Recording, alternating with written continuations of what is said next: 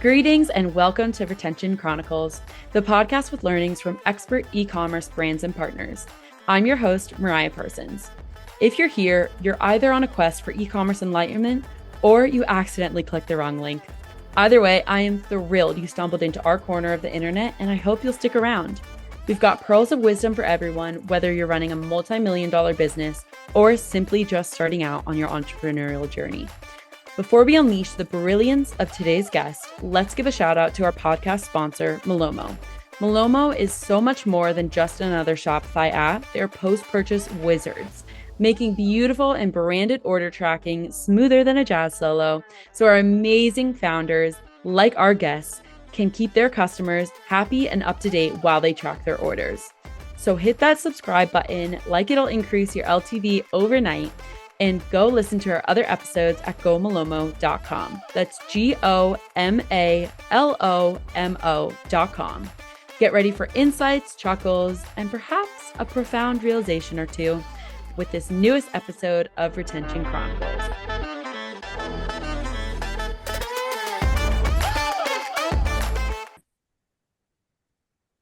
All right, everyone, welcome back to Retention Chronicles. Super excited to have you here today, Jen. We are so excited for this episode. We have been trying to make this happen for way too long. We have. And just earlier this morning, we were having some issues on my end with Wi-Fi and all that fun stuff. So I'm glad that we're finally hitting record and we can get you on here to talk about all things subscriptions in the Shopify ecosystem. It's going to be a great time. But before we really get into the nitty gritty of it, I'm going to have you say hi and introduce yourself real quick.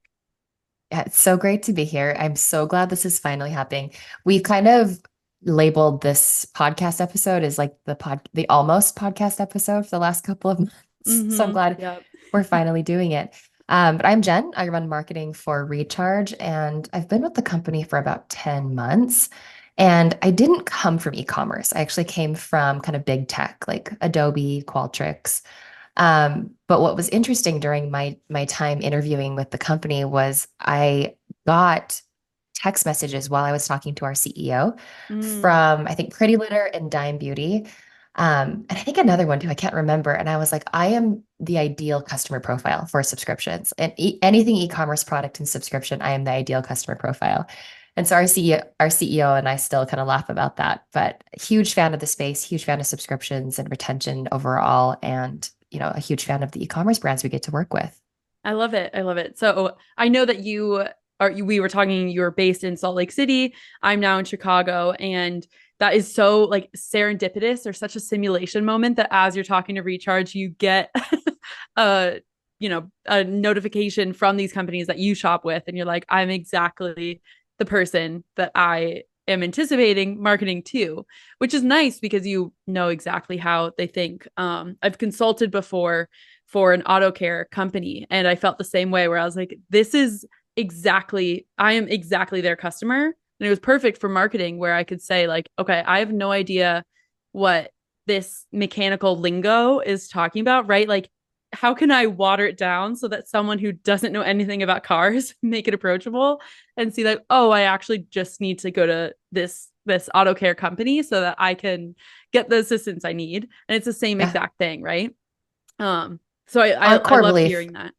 Yeah, our core belief really is that the best brands, the brands that are going to have staying power, right? I think e-commerce, we've seen the landscape change so many times. And the brands that have staying power really build their entire business around their best fit customers. And when we took a step back, we were like, okay, what are sort of the demographics of, you know, our ideal customer profile for a lot of the brands that we work with? And we really started to break it down. We were like, oh, you know what, demographics tell us who our customers are. They don't necessarily tell us what they want. And so we started to go level deeper on sort of consumer behavior, because Recharge just hit 100 million subscribers across our brands this last spring. That's and we're like, so exciting. We have information. We have lots of information about what these subscribers and what these sort of best fit customers want. And it really was. I am the ideal customer profile because I am busy. Like, I'm a busy working mother. I hold purchasing power for my household, and I am fanatical about my routine. Like, that's really what Recharge does. We power routines. We power the products that are going to be embedded in the daily lives of consumers. And I think that's what gets me really excited, is how do we think about retention as it applies to your consumers, to your consumer behavior, and kind of what problems you're solving for their everyday lives. Yeah. And it fits perfectly with this podcast. Obviously, we're always talking about retention and new ideas in the space and new ways of how to look at what brands are doing and what partners are doing to innovate and reframe, okay, we're seeing these X customers who fit this profile. This is what they want. And so that's why I'm so excited to have you here today, because I think we've seen from both the brand and the partner side of this podcast of why subscriptions are advantageous, especially if you have customers that want that, easy setup. They know what the cadence that they want to buy on. They know that they like this product.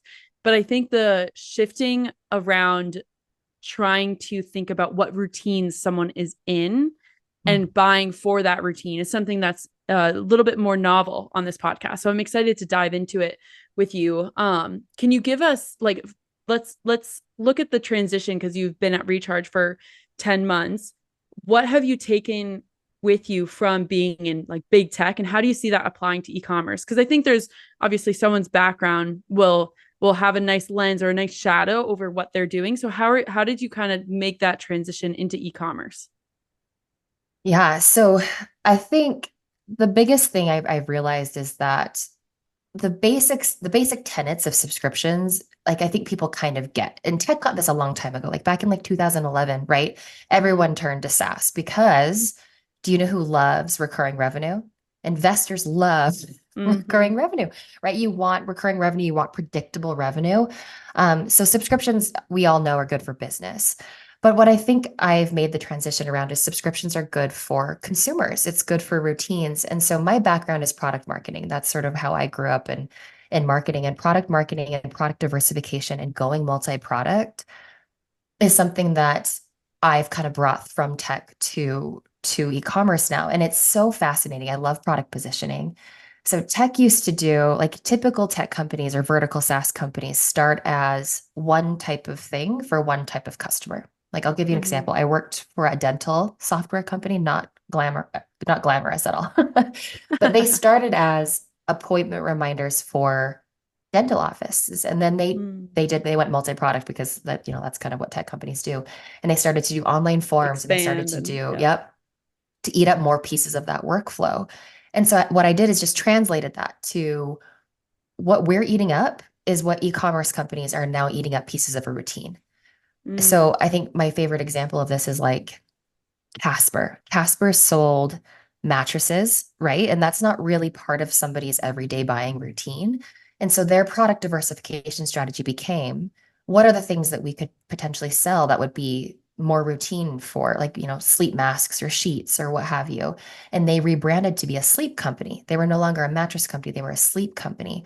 And I think that the e-commerce companies that we see that are doing very, very well understand this. They understand product positioning. They understand product diversification. And then that step that they're taking is, okay, how does my entire customer life cycle, my entire retention strategy revolve around routine? And what are the tools that I'm using to kind of power each and every one of those pieces? Yeah, it's so fascinating. So I remember are you familiar with Electric? They're an agency in the Shopify space. Yeah.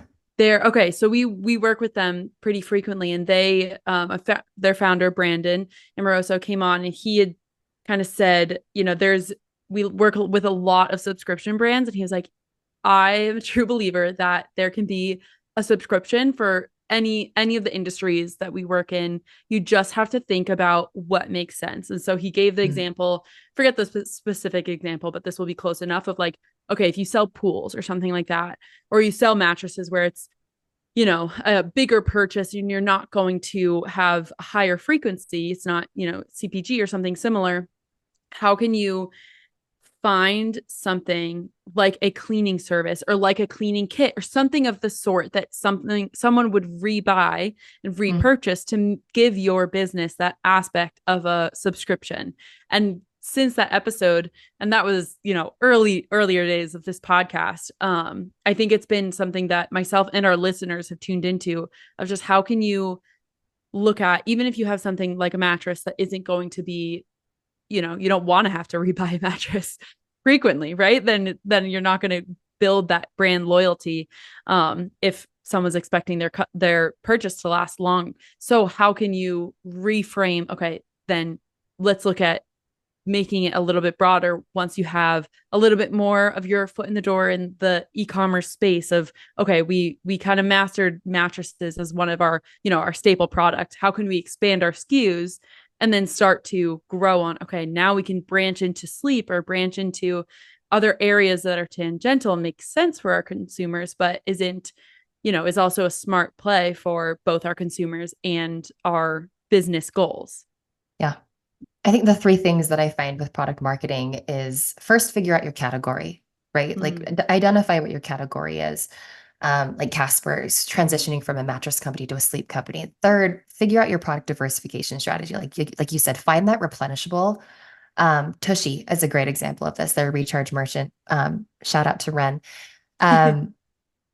They sell bidets, and like I bought one, I installed it, like yay. But they're now starting to branch into like Kudos to you candles. for doing that. Yeah. Truly, I still am really proud of that. I feel like You Tushy should should be. create badges for everyone that does that. Yeah. But they branched into like toilet paper and candles because like how can we stay top of mind for consumers when they are constantly bombarded with options in a day? And sort of how can they think about their product diversification strategy to find that replenishable?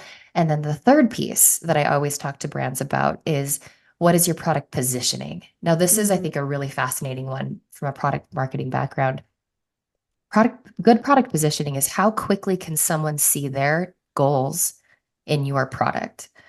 And to me, this is as simple as switching from what do we do to what do we do for you? And tech companies do this too. We're not great at product positioning either. Of like, we're just like, hey, we created this new AI tool and we're going to call it Jasper. And we're going to like, it's like, but what does that actually do? What is that solving for somebody? And so my favorite example of this is Lululemon.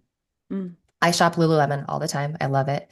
And when you go to their product dropdown, you can search like leggings or sports bras or, whatever. But this assumes that I know what I'm looking for. So, and in Lululemon's case, they're right. I go to leggings, but then when you sort of position as leggings, you have to explain why your product is better than another legging product. Like they have to spend time telling me why the Aligned fabric is better than, Set Active or Aloe Yoga. But if you go to their drop down on their homepage, they also have by activity, where you can search products based off of whether you want to play tennis or if you want to travel or if you want to go hiking.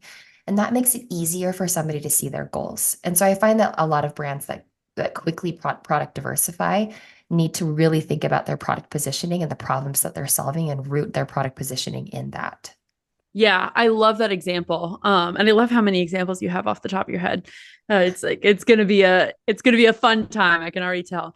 So when you're thinking about, or when you're just observing, even someone making that transition of, okay, we have our staple product, we want to expand and want to find, in this category what makes sense for us and start to, I guess, edge towards broadening a catalog. What have you seen? And you can give examples if you have them or not. What have you seen been like, I guess, pillars of how someone can start to have their customers view their company in that way with the broader category? Is it a lot of education? Is it a lot of cross sells? Is it a lot of target marketing? What have you seen of, what's been successful when someone is really trying to capture more of the market? Oh, I think product cross sells are gold, especially for subscribers. Like, and we'll talk about, subscription experience and kind of some things to do there. But I love the idea of testing a new product with your subscribers and trying to kind of figure out what the aligning goals are of, somebody who is purchasing, I don't know, like a weight loss supplement or something like that. A collagen would be like a great next one. Test it with your subscribers, test it with the people who are your best fit customers. Like you don't necessarily want to test that with one time because like, is this my ideal customer? Or is this person going to churn off in 2 months? Yeah, Subscribers or have it might make proven. retaining them harder because if they have a bad experience with something that's newer, then, it's a bigger hill to climb later. And it helps you inform your business strategy. Like that's the biggest part about subscribers. I think subscriptions in the past have been looked at a bit as sort of like a one and done. Let's give people 15% off. Let's just make it super convenient and easy. But they're missing sort of that value piece. How can I drive more value from these subscribers for and from these subscribers? And so I think figuring out your best fit customer and then testing your product strategy, I think that is gold. I Hmm. just looked it up. I think Brickhouse Nutrition, I think, is a really good example of this. Figure out your product positioning based off of goals. So, Brickhouse has a green powder. They've got different products for like different goals. And I think their product drop down has like Field of Greens is like their most popular. So like they stuck with that. Then they started branching out to like essentials, like what are the things I need every day? And then they started branching out into like sport, like what are my goals? And so I really like the idea of people instead of just saying like, here's our green powder, here's our weight loss, here's our collagen. What are the goals? Is this Hmm. like daily health? Is this, more energy in the morning? Sort of think about what your brand promises. And that's, I think, really interesting for me is like, as a consumer, I'm not buying products. I'm buying your brand promise. I'm buying better skin, healthy hair, more time in my day, more ease in my morning routine. I'm buying those promises. And so making sure that your product positioning and how you name these products and how position them on your website makes sense to what your brand promise is. I like that reframing of it's the motivation, like the buying motivation of why someone would go and shop with your brand of, like you said, what's the promise that they're going to get. And that also, if you can deliver on that promise, if someone starts to see, okay, with this, with integrating this product into my daily routine or into my routine at all, I'm starting to trek towards where I want to go. Then you kind of have that relationship of the consumer trusts your product in that it's one a good product because it's helping them achieve their goal. And then it's also a, I don't want to say guarantee because nothing's ever a guarantee, right? Like you just never know what will happen, but it's a bigger probability that you're retaining their business because they are happy with your product. And so I feel like the first thing that's coming to mind with talking about routines and reflecting how I shop as a consumer, because this is also I've been in ecom for 3 years now, but at the beginning I remember, this is such an interesting world to work in. And I started really paying attention to my consumer habits more so than I Yeah. have before.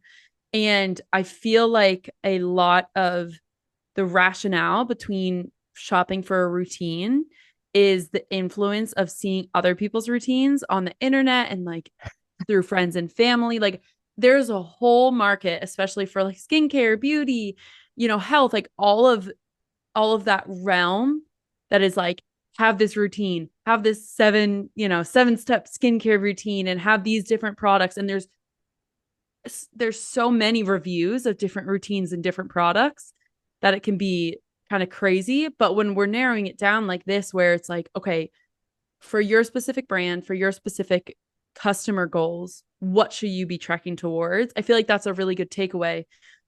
Because I could see, you could, as a brand, you want to market to XYZ routine of take this specific pill and take these and all these cross sells and upsells, but you have to stay true to, okay, what are our consumers looking at and what do they want to continue to improve upon? Because there's just so much consumption and so much out there that someone could find themselves in deep of like, okay, there's all these different products, and then you get indecision, um, just or what is it, analysis paralysis, indecision, Oh, yeah. something, whatever it's called, right? And then where do you take as a brand? How do you start to simplify it for your customers? So there's so much to break down in there. I think you're absolutely right. And what I think ends up happening is when you product diversify, it's like, okay, what is the strategy? Is your strategy to push all of the products and all of the routine at the same time? Which you can do. Like bundles is a huge thing that Recharge Mm-hmm. does. So many of our customers do incredible, bundle options. Yeah. But I think one example that I love is Barefaced skincare. I love them. If anyone wants to know, the toning pads are gold. Yeah. They're so good. But what their Free shout strategy out. is, free shout out, and they're my favorite. But I think their strategy is so brilliant because their toning pads really are their hero product, like the tip of the spear product that they know if somebody gets hooked on the toning pads, they're going to be around for a long time. Mm. And their strategy is like get someone hooked on the toning pads and then like further down the road, be like, are you interested in the vitamin C serum? Are you interested in this? So I think it's kind of like you can do both. You can kind of like push your entire routine, or you can figure out what that tip of the spear product is and then push the routine. But I Mhm. want to talk about the routine economy. That's kind of the thing that we're seeing in consumer behavior. And you broke it down so well. So I think what we're seeing is the rise of D2C brands really was during the goods and services economy because everyone was just trying to avoid being commoditized. Like the internet was the greatest force of commoditization because you could instantly compare product to product, and it really just drove people to care about price. And so D2C brands rose up and was like, okay, how can I prioritize and own the entire customer experience? How can I build one-to-one relationships with the people that purchase my product, and how can I innovate to meet that need?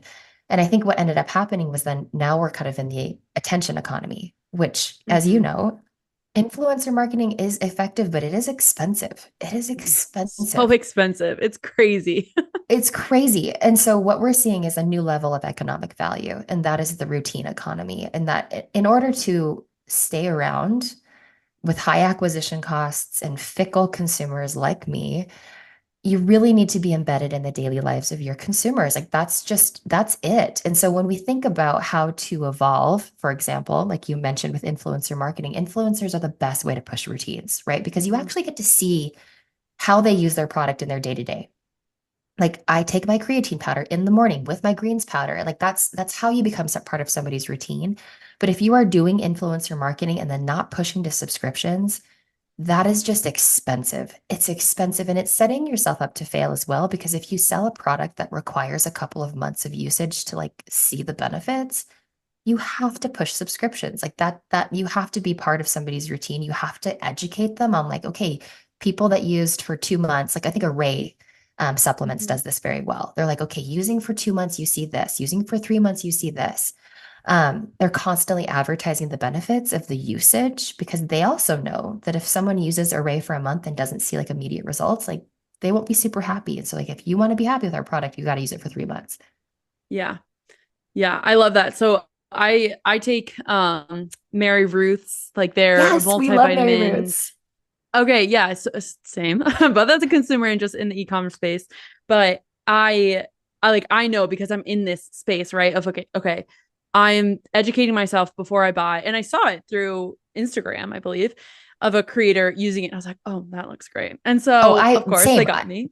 They got me in that acquisition source as well. I have also purchased Mary Ruth after seeing an influencer. Yeah, it totally worked. And I was like, okay, I'm sold. So, Sold. but now, like, because I believe the influencer said, like, you have to kind of wait like 3 to 4 months before you start seeing some of the results that you might want.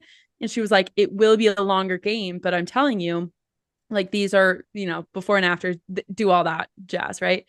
But it prefaced me for like, okay, I know I'm going to have 4 purchases because it's monthly, 4 purchases of this product before I start to really see a difference. And so it's like and we see this in order tracking all the time, setting the expectation goes such a long way with your customers of like, even right down to customer education, order tracking, different spaces in the customer experience because one is pre-purchase and one is post. But it's the same idea across the board where you're saying, okay, we know that you're interested in something in this realm for some reason, this Instagram ad or this influencer marketing worked on you, and so now you just have to be aware that this product is going to take a little bit longer to see results with. Same thing with order tracking, where if you go to buy and you think it's going to arrive at your doorstep by tomorrow because that's some of the expectations we have these days with shipping and Amazon Prime, if someone is anticipating that it's going to be, overnight or 2 day shipping and they don't get it and they're annoyed, it doesn't matter whether or not you, as a customer or as a company, it doesn't matter if that's, quote unquote unexpected or, not fair or justified. You still have an annoyed customer and you're the one who has to deal with it. So I love this idea of advertising results and the timeline attached to those results. And I think Mixhers, which is another supplement company, they do the same thing. Where and I have like on the either on the like the box or the actual packets themselves, it says, within I think it's like 2 to 3 weeks, I forget the actual timeline, but it'll say like, okay, you'll start to notice this. And then within 6 weeks, you'll notice this. And then within 2 months, you'll notice this. So I love that you're bringing up that in this conversation of it's not just having a subscription option. It's how are you telling your customers about what that product actually does when you use it repeatedly. So I think something that I think we're really seeing in consumer behavior is right now the 40-year-old millennial and the 24-year-old Gen Z are in charge. Like that's Mm-hmm. it. Like, and I fall into that 40-year-old millennial. But what I think we're seeing with this kind of dynamic is millennials really crave convenience and Gen Z really crave value. Like they want to have value out of the things that they purchase. They want to have bang for your buck. And traditional subscriptions have been a bit only focused on convenience. Like, how can we just give you a discount and then make sure your Mm-hmm. product is shipping at the same time? Where Recharge is really taking our brands and our product roadmap is around this value piece of like, how can you then, once somebody becomes a subscriber, how do you, what does that experience look like? Right. So I'll give you an example. Like we just released cancellation prevention and we made Mm-hmm. this very personalized and very flexible because every brand is different. And what we wanted to offer was like, okay, you're canceling because you have too much product. Like Mary Ruth's is such a great example of this because it's a liquid, which is really hard to measure out. If you are canceling because of too much product, then chances are you're not taking it the way that you should. You're Mm-hmm. not you're not intaking that liquid as many times as you should or as much as you should or every single day. And so it's a great opportunity for brands to like educate and be like, okay, if you have too much product, understood, this is really how you should use the product to get the best benefit. Let's give you a free different flavor or something else to keep that person Mm-hmm. subscribed and give them options to like adjust their frequency of like, okay, also, if maybe you don't use this as much as you thought you were going to, like for, I don't know, a laundry detergent or something else, you can then change your frequency. Or for Lola, they're like a feminine hygiene company. Mm-hmm. They did a cancellation survey and found that offers based on cancellation reasons like actually wasn't moving the needle much for them. It does for other brands, but for Lola, they were like, actually, a blanket 20% off discount keeps people more. And so that's kind of Wow. been our ethos is like, how can brands intercept and engage with their subscribers in a way that is very personalized, very dynamic, very flexible, depending on their consumer behavior? Yeah, I love that. So two notes with Mary Ruth's, that example. I'll even say, like, I know sometimes if I'm traveling a lot, it's a liquid product that needs to be in the fridge, right? Like, I'm not taking that big bottle with me. I try to, but something like that where it's like you also have to recognize travel restrictions if you have someone who's at home every day versus, out and about and isn't in tablet form or something that maybe you could fly with or is easily transportable because you don't want liquids to spill.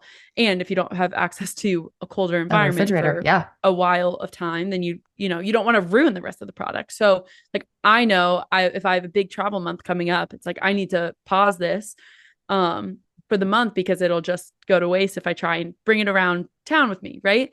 And then the Lola's example, I love that you brought up that it isn't just, a blanket one shoe fits all for every single brand. And so my question for you is, do you know like it within trying to find, let's take this example of the cancellation prevention, trying to like A B test what is working with Mm. certain brands or what's working with certain customers, and that's something that I assume can be done within the Recharge platform, and that's how like Lola was able to figure that out. Am I right in assuming that? Absolutely. That was like the number one tenet that we had Mm-hmm. because, again, we have witnessed like Recharge has been around for 10 years, which is like Mm-hmm. kind of wild when you think about e-commerce companies. Like we've seen it all. Like when we've really Been through we've some really ups and seen it all. downs. We've definitely been through some ups and downs. But Like what we anyone in this found, space, I know we've all especially over been the last 5 years. Yeah. we're all collectively trauma bonded actually as an Mm-hmm. e-commerce ecosystem. Um, but that was the core tenet of how we built these products was that you could A/B test, like A/B test a discount and offer a free gift, like so that you really understand. We wanted to actually empower marketers that are building these flows of like what cancellation prevention should look like, what your reward strategy should look like, what your free gift on order number 4 should look like. We wanted to make sure that you could easily design that and test it before you roll it out to your entire consumer base. And then also we wanted to make it flexible that it's like, what's another good example of this? Olipop. Love that. Olipop started, I know I love Olipop. I was speaking to their head of customer experience and they were like, our customer used to be me. It used to be like this woman that had gut issues, like, hot girls have gut issues. Yes. And that was their customer. But as soon as they were omni-channel, their customer now is like someone in the Midwest, like a man in the Midwest that's just trying to cut out Diet Coke. And so we wanted to make sure that like our tools were as flexible as the landscape changes. Like I think e-commerce brands change so quickly and their consumer behavior changes so quickly depending on, tons of different things. So that was a core tenet, was like, how can we make it really easy to build, really easy to test, and really easy to customize and personalize? I love that. So let's take, all the possibilities that we've been talking about and talk best practices. Cause I know our listeners know you always have to apply what we're saying here to your specific brand and your specific industry. Like, what is best for you all, but it's always a helpful guiding post to have, okay, what are the best practices that you're seeing when it comes to trying to, charge forward in the routine economy and trying to make sure that you're offering the best for your customers, but doing it in a smart way that's also beneficial for your business goals. So I think the very, very first thing you need to do is figure out what your goals are around subscription success. I think, we talked to a brand who I think did 10% of their revenue on subscription. But when we showed them actually the analysis of their subscribers were worth 7 times more than a one time. And we were like, man, if you could just get subscriptions up to like 15% or even 20%, like this would be huge for you. And so I think figuring out what that pillar is, that you can talk to your C-suite, you can talk to your leadership team, because you're going to need focus on this. You're going to need to put focus on your subscription program. It's not just a widget. If the companies that come to us are like, we just want a subscribe and save widget, we're like, you can do that cheaper. Like, do that other ways. But if you want to actually build your business around your best fit customers, start with figure out what your North Star is. Then I think the second piece is make subscriptions the star of your show. Like it's the star of your website. I think who are some good examples of this? Vegamore. Vegamore, which is a great one because you have to use that product for a certain amount of months before you see results. They have like in the nav bar, they have a subscription benefit landing page. They have all of the benefits listed on their PDP. Same with Array. Array has like you go to their checkout for Array Bloat, which is like their most popular product. And I'm a huge fan as well. You get a free L-glutamine. You get to choose your frequency. And then there's like a little button that says, why subscribe? And they talk about all the rewards you get as a subscriber. Like that is such a perfect example. And then I think lastly, figure out what that entire subscription life cycle, which is like why we love Malomo, because it's like, what is the pre-purchase? What does the post-purchase look like? How can you treat that differently? And I know Malomo does a great job with this of like the post checkout order tracking, you can segment based on subscribers. So like what a great opportunity to not upsell someone to a subscription because they're already subscribed, but like show them the benefits, give them an education video, give them a discount for referring a friend. Like you can use that experience and tailor it just to your subscribers. Yeah. Yeah. I love that. And so I want to hone in on like step by step. So figuring out those subscription goals, one piece that you said that stuck out to me is looking at like the metrics of, okay, your LTV, your AOV of your subscribers. A lot of the times it tends to be more than first time buyers.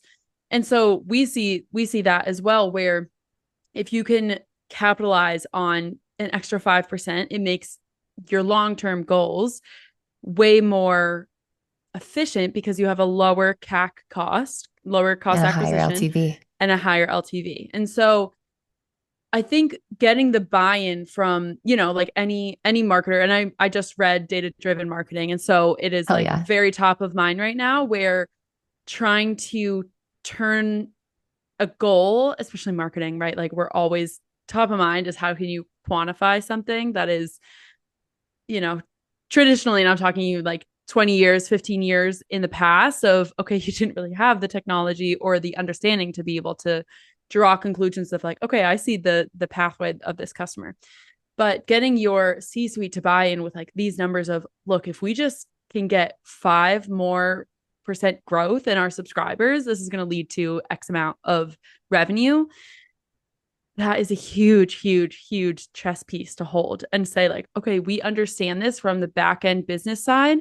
And then I also want to tie in what you were saying earlier of that is also valuable to your consumers. Like we'll take we'll call it like two ICPs where you said, you have I want something with convenience for millennials, and then you want value for Gen Zers.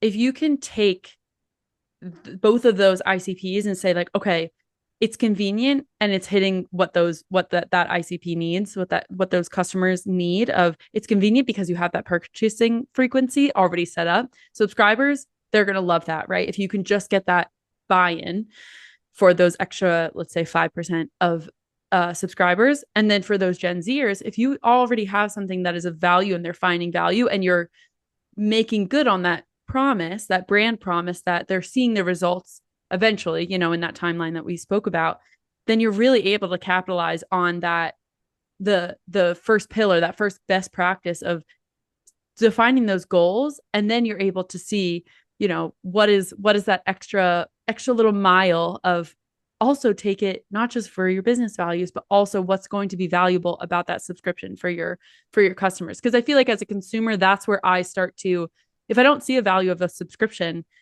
I don't like the idea of just, tossing away money. Like I'm pretty Yeah. on top of my finances, right? And so if there's something that I'm not seeing value in, I'm going to cancel that subscription. But if there's something that I see that is, even if it's a little bit higher of a price point, but I like the idea of, how that business is packaging their products or how it's being delivered to me of, okay, like I use Bite toothpaste, right? Like little toothpaste Yeah, we love tablets because bite. it's less plastic. And I like that idea. It aligns with my, how I want to be living my life. Then I'm going to keep that subscription, even if it's a little bit more expensive of a buying point, just because it aligns with those values. So I think those three best practices that you laid out is something that is applicable to any of the brands that we're working with on the daily, or any of them that are listening to this podcast.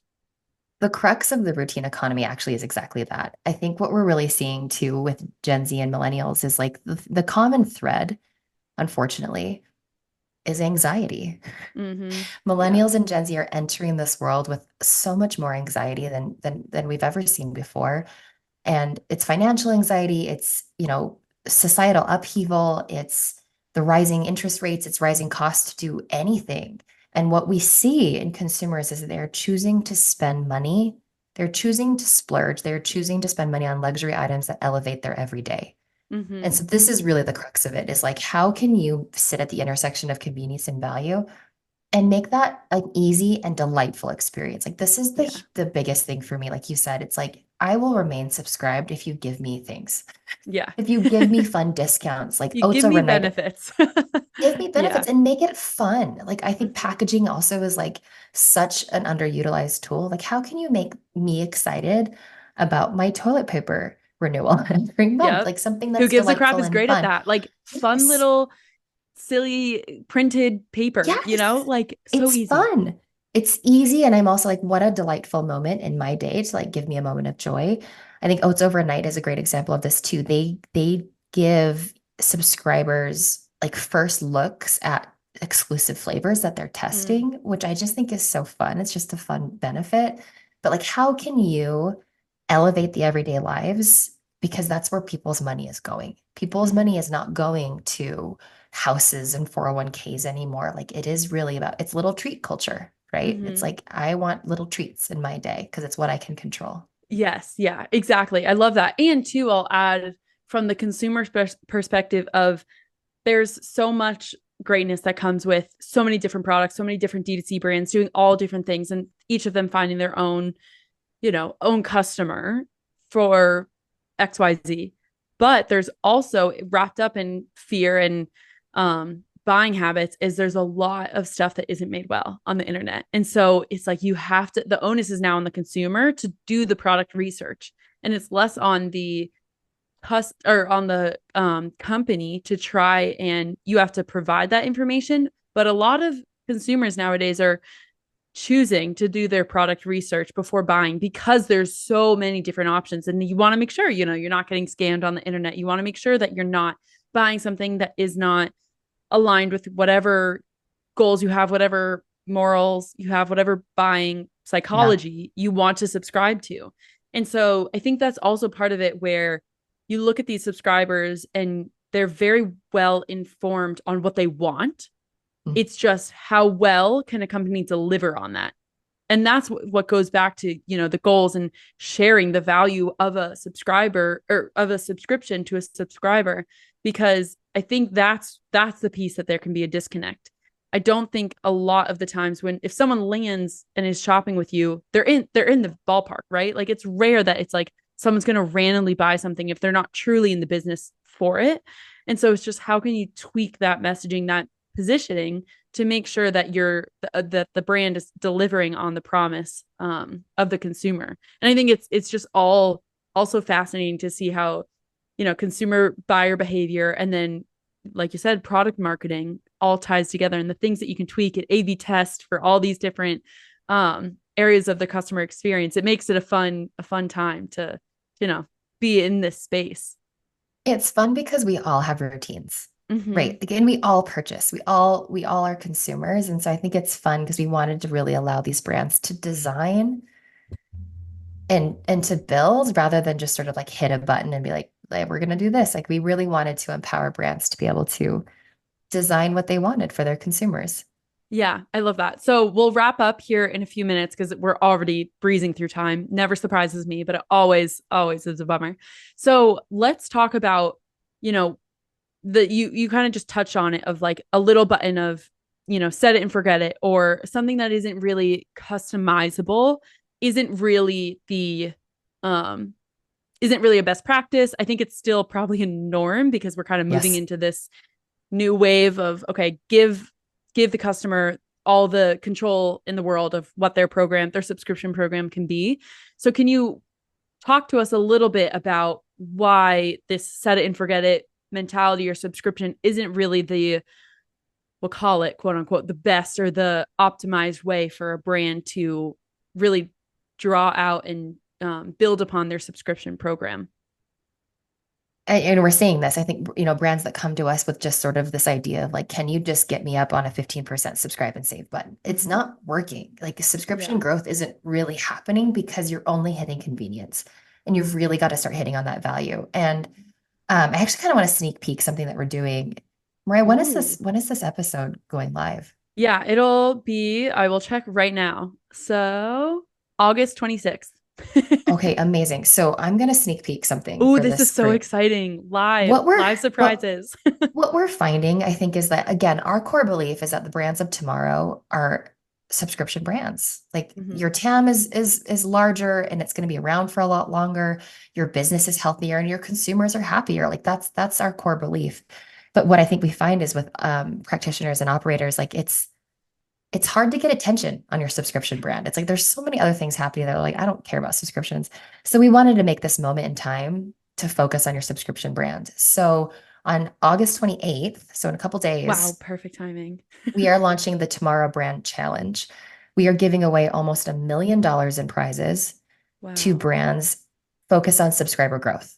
And so we just wanted to give brands the time, the attention, the content, the empowerment to build their subscriber program. And then from there, we'll have a couple winners, and I'll have the website to you as well, where you can go and Yeah, learn that'll be about more. But perfect. we're giving away, I think there's going to be three winners. We're giving away 100K to each winner, a team retreat to each winner, and $50,000 to fund their next big marketing bet. Like, if they ever wanted to do a Wow. billboard or a commercial or something that they didn't want to spend their own money on, we want to fund that. And they're also getting invited to the Recharge brand trip in 2025. So this is our moment of like, okay, we fundamentally believe subscriptions are important for business. Let's empower brands to really focus. Okay, I love that. I am so excited, just for everyone listening, for everyone who I'm going to be telling about this, that they're going to be able to enter this contest. I'll make sure that the link is in the podcast description as well for when Perfect. this all goes live. But that is so exciting. So I love EcoCart did this maybe last year, of like a Love EcoCart. contest. Yeah, yeah. Of people building out their sustainable cart checkout options, and giving away, I forget what they gave away, but some awesome prizes. And I love that you all are enabling, brands out there to say, okay, we know how the value of subscription. We want you all to benefit from it. So here's something that will really, really benefit three, but a lot of other people, if they're taking the time to build out their subscriptions anyways, they're going to get a return on that investment of time. Yeah, And I love I guess the not pride almost, but the wholehearted belief of we know the value of this, and then just making it fun, right? Like the SaaS version of the printed toilet paper wrapper, right? Like something that is a exactly. treat, something that is exciting for the people that you all are working with, and that are putting in so much time and energy into building their brand. And this is something that is one of those things that you're like, what a cool opportunity to hear about. So kudos to you all, that you're building out such a fun challenge for ecom players in the space. And to really empower the retention marketer. Like I think Mm-hmm. the retention marketers at these brands really deserve like a bell ringer. Like that's so much on that role. And there's so many different things to focus on. And so I think we really wanted to empower the retention marketers out there to really build and design great subscription experiences. Yes, I love it. Well, with that, exciting note to wrap up on. So thank you for that, Jen. Oh This yeah. episode's been great. Thank you so much for making the time and being able to be flexible with all of our fun planning around our fun calendars. It's been a blast having you on, and I can't wait to continue to chat about retention and customer experience and subscriptions with you on and off of this podcast. Amazing. Thanks for having me.